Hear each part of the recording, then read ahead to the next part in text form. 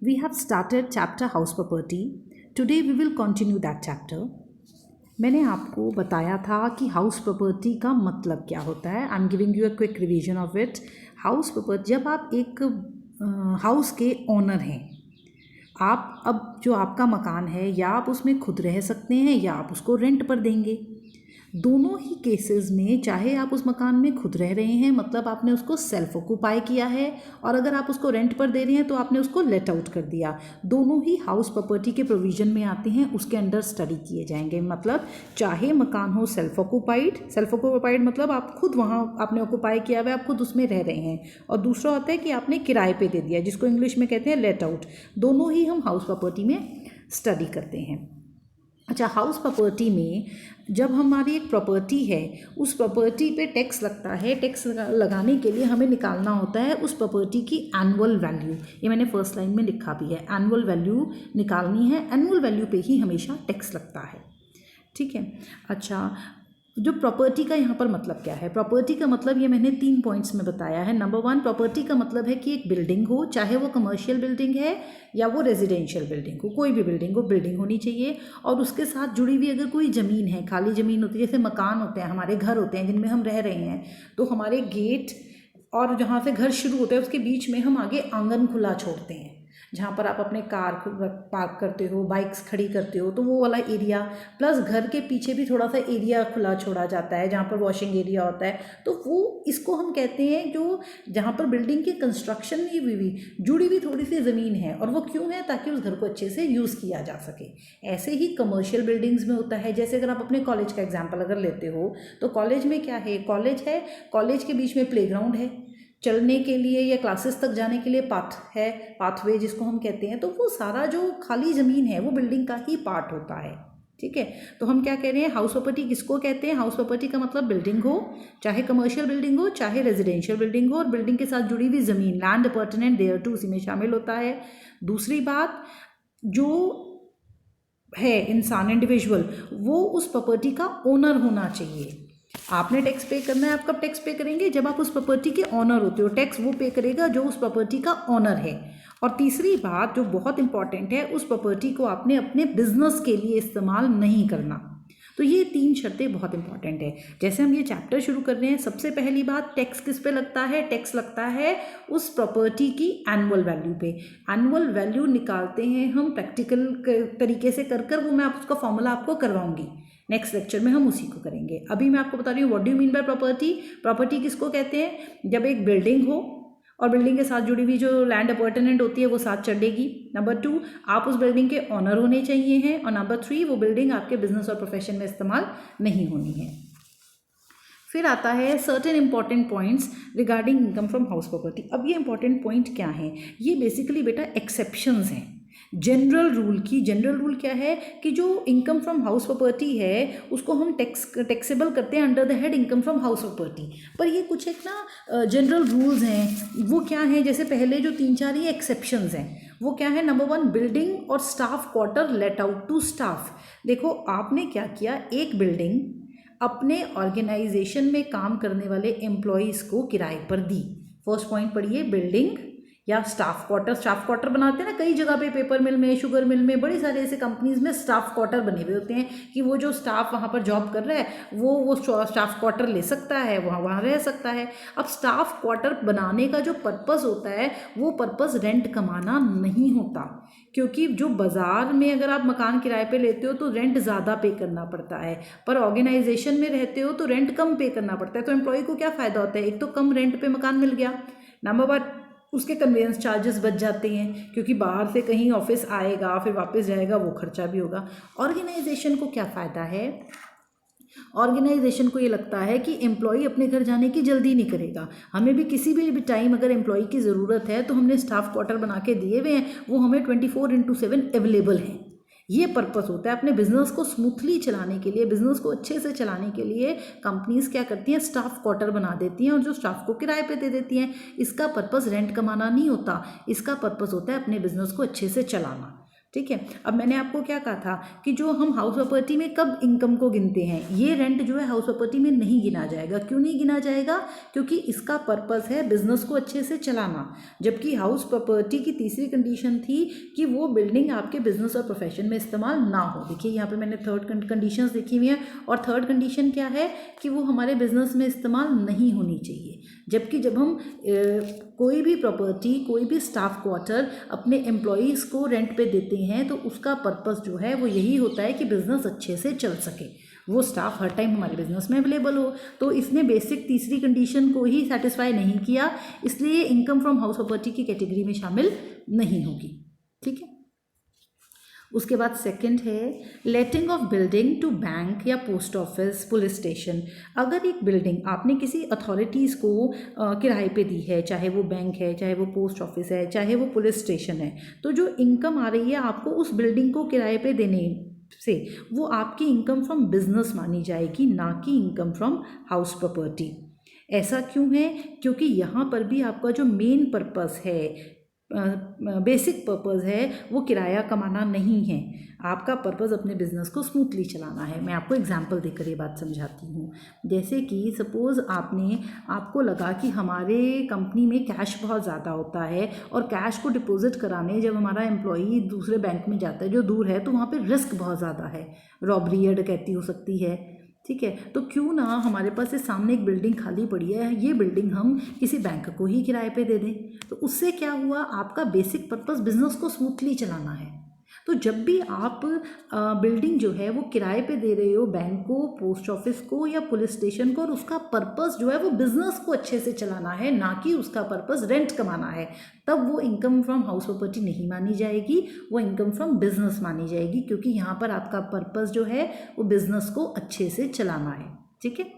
Next आता है composite लेटिंग। Composite लेटिंग का मतलब होता है कंबाइंड लेटिंग। कंबाइंड लेटिंग मतलब जब आप बिल्डिंग भी किराए पर दे रहे हो और बिल्डिंग के साथ साथ आप फर्नीचर भी किराए पे देते हो, प्लांट एंड मशीनरी भी किराए पर देते हो, उसको हम कंपोजिट लेटिंग कहते हैं। मान लो आपने बिल्डिंग किराए पर दी और बिल्डिंग के साथ आपने फर्नीचर भी दिया। मैं एग्जांपल यहाँ पर आपको देती हूँ। सपोज आपने कोल्ड स्टोरेज बिल्डिंग है आपके पास, अब उस बिल्डिंग के साथ इतनी हैवी मशीनरीज इंस्टॉल्ड होती हैं कि वो बिल्डिंग से अलग नहीं की जा सकती। ठीक है। तो जब भी आप वो बिल्डिंग किसी को किराए पे दोगे, साथ में वो मशीनरी भी किराए पे जाएगी, क्योंकि वो बिल्डिंग और मशीनरी इनसेपरेबल हैं, वो अलग अलग नहीं हो सकती।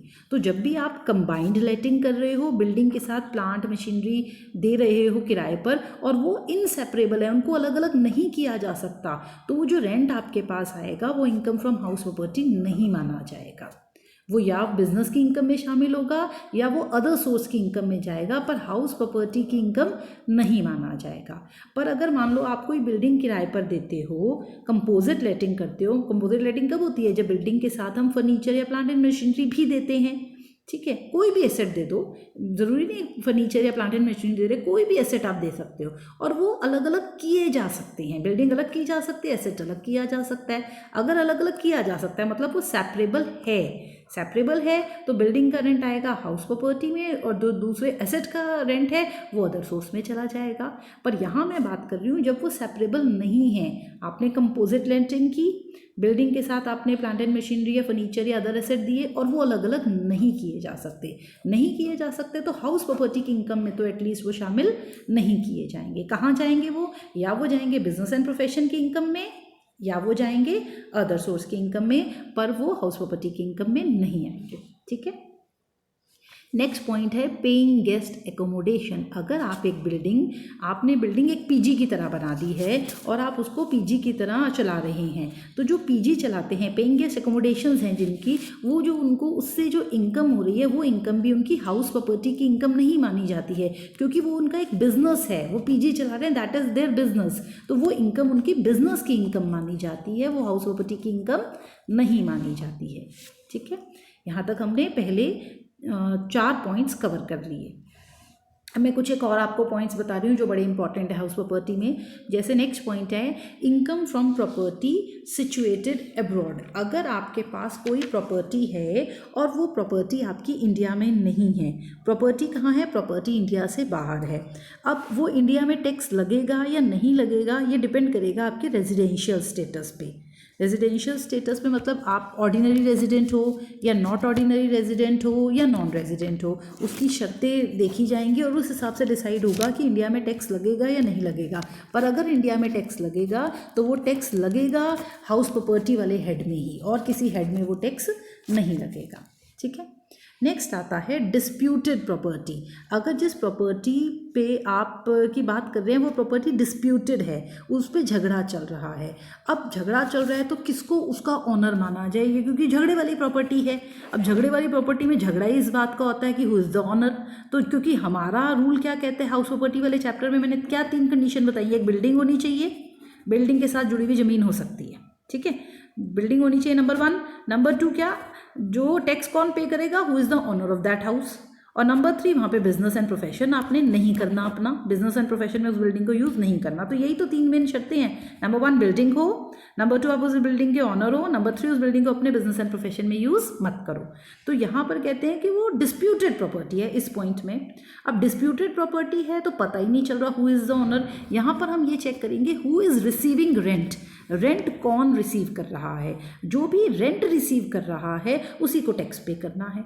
और ये भी हो सकता है कि वो प्रॉपर्टी डिस्प्यूटेड है और रेंट जो है वो कोर्ट को पे करता है किराएदार, तो कोर्ट रेंट रिसीव कर रहा है, कोर्ट टैक्स पे करेगा। मतलब डिस्प्यूटेड प्रॉपर्टी में हम ये चेक करते हैं कि जो भी रेंट रिसीव कर रहा है वो टैक्स पे करेगा। नेक्स्ट आता है प्रॉपर्टी ओन्ड बाय को ओनर्स। अगर एक प्रॉपर्टी के एक से ज़्यादा मालिक हैं, कई बार 2 ब्रदर्स होते हैं, दोनों के नाम पर वो प्रॉपर्टी होती है, तो वो जो प्रॉपर्टी से किराए की इनकम आ रही है, मान लो उन्होंने एक प्रॉपर्टी है वो किराए पे दिया और 2 भाई उसके ऑनर हैं और 1 साल का उसका किराया जो है से 10 लाख रुपए आता है, तो 5-5 लाख रुपए दोनों का हो गया। अगर उनका इक्वल शेयर है, प्रॉपर्टी दोनों के नाम बराबर है, क्योंकि ऑनर को जानी है ना इनकम, तो 5 लाख रुपए ए के नाम पर चली जाएगी, 5 लाख रुपए बी की इनकम में शामिल कर दी जाएगी और वो अपनी अपनी इनकम पे टैक्स पे करेंगे। ठीक है। और लास्ट कंपोजिट रेंट जो मैंने आपको भी बताया था, कंपोजिट लेटिंग वाला ऊपर पॉइंट बताया था, ये वही पॉइंट है। अब यहाँ पर क्या है, यहाँ पर पहले हमने बात करी थी जब हमने यहाँ पे कंपोजिट लेटिंग की बात की थी, यहाँ पर वो बिल्डिंग से एसेट को सेपरेट नहीं किया जा सकता था। यहाँ पर एग्जांपल दिया हुआ था जब बिल्डिंग और एसेट जो है वो सेपरेबल नहीं है, सेपरेबल नहीं है तब क्या करना है, तब वो हाउस प्रॉपर्टी में इनकम शामिल नहीं होगी। कहाँ शामिल होगी, ईदर इन बिजनेस और प्रोफेशन और in the head income from other source. पर यहाँ पर मैं बात कर रही हूँ अगर बिल्डिंग और एसेट अब क्या दे सकते हो बिल्डिंग के साथ, वो कोई भी एसेट, कोई भी फैसिलिटी हो सकती है। इवन ये भी हो सकता है इलेक्ट्रिसिटी दे दिया आपने, कूलर दे दिया आपने, वाटर पंप दे दिया, कोई भी एसेट। सपोज ये भी हो सकता है कि आपने मकान किराए पे दिया और मकान के साथ आप कहते हो मैंने अपनी कार भी देनी है। अब इनका कोई मैच नहीं है, दोनों देखो कितने अलग अलग हैं। मकान है, मकान के साथ कार है, पर आप कहते हो मैं मकान किराए पे दे रहा हूँ, मकान के साथ मैं कार भी किराए पे दे रहा हूँ। अब दोनों ये अलग अलग किए जा सकते हैं, सेपरेबल हैं। तो जब सेपरेबल होते हैं तो मकान का रेंट तो हाउस प्रॉपर्टी में टैक्स हो जाता है और एसेट का रेंट जो है वो अदर सोर्स में टैक्सेबल हो जाता है। तो यहाँ मैं आपको क्या बात बता रही हूँ, दोनों ही पॉइंट्स में अगर तो वो सेपरेट किए जा सकते हैं। क्या वो सेपरेट किए जा सकते हैं, ये क्वेश्चन है।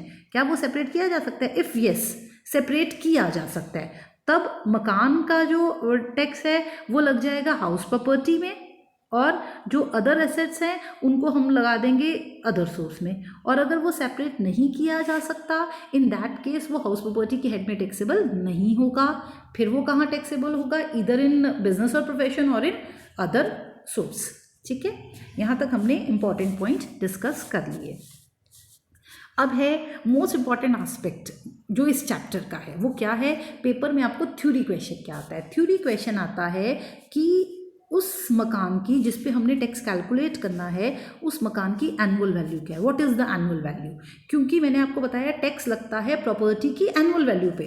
मैंने प्रॉपर्टी का मीनिंग आपको बता दिया, what is the meaning of property. क्या है प्रॉपर्टी का मतलब, एक बिल्डिंग हो, चाहे वो कमर्शियल हो चाहे वो रेजिडेंशियल हो, और बिल्डिंग के साथ जुड़ी हुई ज़मीन आ सकती है इसमें, बिल्डिंग और लैंड अपार्टमेंट देयर टू।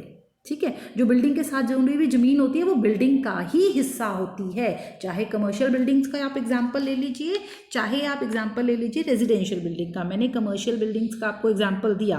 क्या एग्जांपल है कमर्शियल बिल्डिंग्स का? उसमें कार पार्किंग स्पेसेस हो सकते हैं, प्ले ग्राउंड्स हो सकते हैं। तो ये जो भी लैंड अपॉर्टेनेंट है, साथ में जुड़ी हुई ज़मीन है, वो उसी का हिस्सा होती है। तो मतलब प्रॉपर्टी का मतलब क्या है? बिल्डिंग हो, आप उस बिल्डिंग के ऑनर हो, और नंबर 3 उस बिल्डिंग को आपने कहाँ यूज़ नहीं करना? अपने बिजनेस और प्रोफेशन में। ठीक है। पर आपको पेपर में क्वेश्चन आता है what is annual value of property? उस प्रॉपर्टी की एनुअल वैल्यू क्या है? एनुअल वैल्यू क्यों पूछते हैं? क्योंकि एनुअल वैल्यू के ऊपर टैक्स लगता है। तो व्हाट इज एनुअल वैल्यू, फिर हाउ, उसको निकालोगे कैसे? क्योंकि एनुअल वैल्यू प्रैक्टिकली निकाल के दिखाई जाती है। फिर एनुअल वैल्यू जब हम निकालते हैं उसमें से क्या क्या माइनस होता है, what are the deductions available under section 24 while calculating income from house property. ये हमारा एक मेन क्वेश्चन है जो फाइनल एग्जाम में थ्योरी क्वेश्चन इस चैप्टर का आता है। सिर्फ यही एक मेन क्वेश्चन बनता है इस चैप्टर का, थ्योरी क्वेश्चन। ठीक है, आप यहाँ तक करिए। कल मैं आपको आगे करवाऊंगी कि एनुअल वैल्यू क्या होती है, उसको कैसे निकाला जाता है, डिटर्मिन किया जाता है।